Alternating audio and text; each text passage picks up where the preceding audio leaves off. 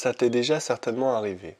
Tu regardes les joueurs de l'équipe adverse s'échauffer ou s'entraîner et tu commences à spéculer sur leur classement. Tu vois qu'ils tiennent vraiment bien la balle, qu'ils sont très bons techniquement, et pourtant, une fois en match, ils sont bien moins forts que ce que vous pensiez. Et parfois même, c'est le joueur le moins impressionnant qui se retrouve à être le joueur le plus fort. Ça peut être très frustrant de passer autant de temps à l'entraînement pour ne pas en récolter les fruits lors des compétitions. Nous allons voir comment vous devez vous entraîner pour acquérir une belle technique que vous pourrez utiliser lors des matchs et comment, même si vous êtes moins bon techniquement, vous pourrez quand même surpasser des joueurs meilleurs que vous techniquement et physiquement. La réponse se trouve dans un domaine de la psychologie assez peu connu, la psychologie de l'apprentissage. Elle s'intéresse à comprendre comment l'homme acquiert de nouvelles connaissances, compétences et savoir-faire. J'ai synthétisé les recherches et les ai transposées au tennis de table. La méthode que je vais vous montrer, je l'ai utilisée sur des dizaines et des dizaines de joueurs qui ont pris pour beaucoup entre 1 et 5 classements en un an. Ce n'est pas le seul facteur intervenant dans la performance, bien entendu, mais c'est un facteur important et il est temps de vous l'apprendre. Et pour illustrer, on va prendre l'exemple du célèbre toe-spin coup droit, la méthode de l'automatisation complète. Étape numéro 1. Réduisez le geste à sa plus simple utilisation. C'est le moment de prendre exemple sur les grands champions et les meilleurs joueurs de votre club. Observez et recopiez sans déplacement et sans incertitude. Par exemple, avec un partenaire en toe-spin sur bloc ou au panier de balle. Mais j'aimerais que vous évitiez un écueil que j'ai moi-même fait et qui est responsable de la perte de plaisir de beaucoup de joueurs que j'ai entraînés. Ne cherchez pas à tout comprendre et à vouloir tout faire bien tout de suite. Ne vous bombardez pas de 1000 conseils que vous aurez chopés à droite et à gauche sous peine d'être trop focalisé sur vous et pas sur ce qui compte vraiment. La balle et l'adversaire. La plupart des jeunes que l'on entraîne s'adaptent, copient, mémorisent, mais ne sauraient pas dire vraiment comment est-ce qu'ils font. Cette première étape est extrêmement importante, puisqu'elle va permettre de fixer le geste et de commencer à l'automatiser. Vous allez répéter beaucoup, et donc vous allez avoir des feedbacks de ce qui marche vraiment et de ce qui marche moins bien. L'important à cette étape, c'est de se fixer des objectifs. Fixez-vous un nombre de toe-spins que vous devez réaliser d'affilée, tout en étant précis et régulier.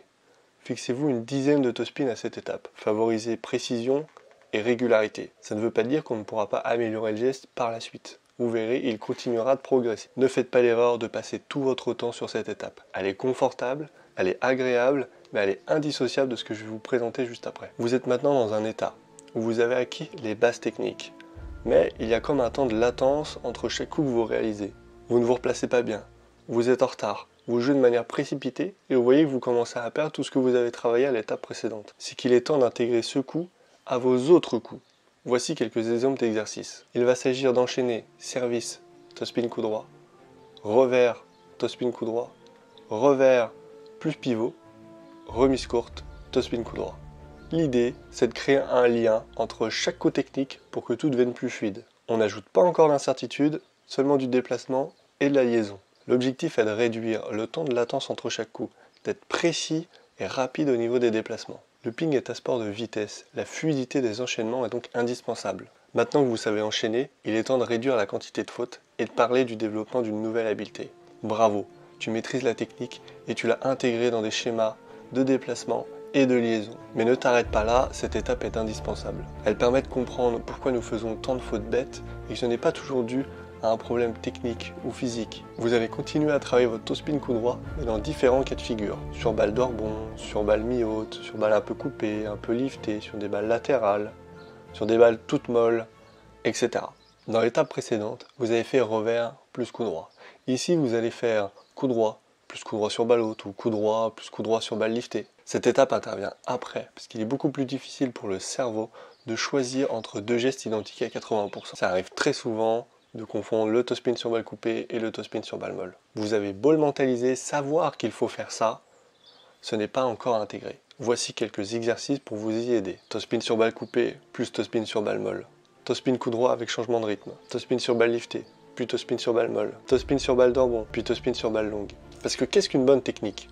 C'est une technique qui est capable de s'adapter à plein de situations. Et acquérir une nouvelle variante du toe-spin coup droit, c'est comme acquérir un nouveau mot. Ça enrichit votre vocabulaire, vous devenez plus intelligent et vous êtes capable de vous adapter à plus de situations. Faites preuve d'imagination. Vous pouvez même vous amuser à travailler d'autres variantes du toe-spin coup droit avec des effets latéraux par exemple. Bien sûr, vous pouvez travailler le toe-spin sur balle coupée ou le contre-top de manière totalement isolée en repartant à l'étape 1, mais assurez-vous toujours que le toe spin rencontre ces variantes dans l'étape 3 afin que votre cerveau apprenne à bien les dissocier et à ne pas les confondre. Cette étape est la plus difficile, mais c'est celle qui vous permettra de faire la différence avec vos adversaires, même s'ils sont plus forts techniquement et plus forts physiquement. Vous allez développer une nouvelle habileté que vous allez pouvoir transférer à d'autres domaines de votre vie. Je parle de vos habiletés cognitives. Amélioration de la concentration, de la perception, du traitement de l'information et de la mémoire par exemple. Il s'agit de prendre les étapes précédentes et d'y ajouter de l'incertitude.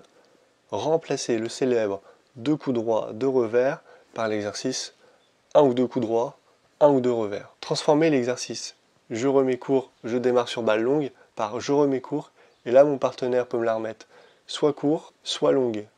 Ce qui va m'obliger à m'adapter, à trouver de nouvelles stratégies visuelles pour prendre l'information. À vrai dire, une faute de déplacement sur une balle longue, sur une balle un peu trop à droite ou un peu trop à gauche, est moins grave, on pourra compenser et même surprendre notre adversaire. Mais si vous faites une erreur sur la profondeur de la balle, que vous partez sur un toe spin et que la balle est finalement courte, ou vous partez sur une remise courte et finalement la balle est longue, ça causera très probablement la perte du point. Vous ne pourrez pas vous rattraper et faire une balle efficace. L'un des meilleurs exercices à faire dans cette étape-là est donc de demander à votre adversaire de servir soit dans votre coup droit court, soit dans votre coup droit mais long. À vous de vous adapter et d'être réactif. Vous allez être surpris sur le nombre de fois où vous allez être en retard sur cet enchaînement. Alors qu'à l'étape 1, vous ne faites quasiment aucune faute. Si je vous mets que des balles courtes, vous allez très facilement réussir à la remettre courte. Et si je vous mets que des balles longues, vous allez être tout à fait capable de la démarrer. Partez du principe qu'un geste est acquis à partir du moment où vous le réussissez plusieurs fois d'affilée dans l'étape 4, pas dans l'étape 1. Ce n'est pas parce que vous arrivez à faire 10 toe spins d'affilée que vous allez être capable en situation de match de l'utiliser correctement.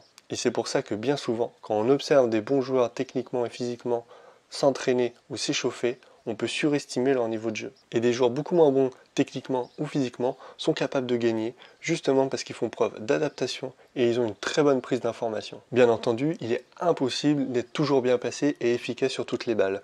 Surtout quand votre adversaire à un certain niveau va commencer à varier et à utiliser des feintes. Cette étape est avant tout importante puisqu'elle va limiter grandement le nombre de fautes que vous allez faire et vous permettre de jouer de manière la plus efficace possible dans n'importe quelle situation. Regardez les joueurs de haut niveau.